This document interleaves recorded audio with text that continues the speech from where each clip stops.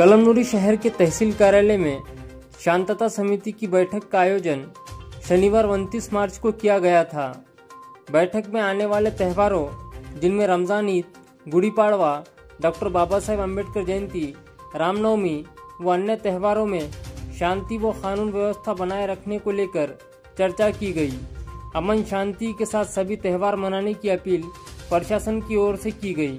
इस समय तहसीलदार जीवक कुमार कामड़े, पुलिस निरीक्षक मोहन भोसले, बिजली विभाग के अभियंता संजीव घोड़ाम, नगर परिषद कार्यालयीन अधीक्षक नदीम रिजवी के साथ अन्य प्रशासनिक अधिकारी व नागरिक बड़ी संख्या में उपस्थित थे।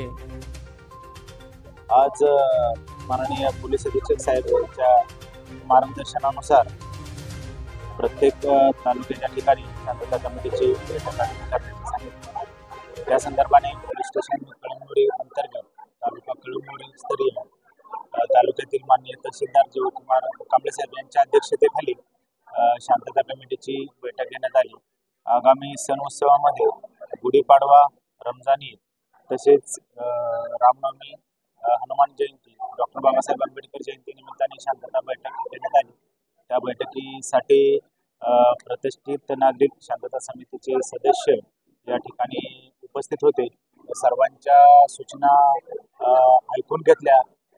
सदर बैठकीत आम्ही नगरपालिकेतर्फे सदस्य तसेच MSCBचे ही इंजिनियर्स वगैरे आलेले होते।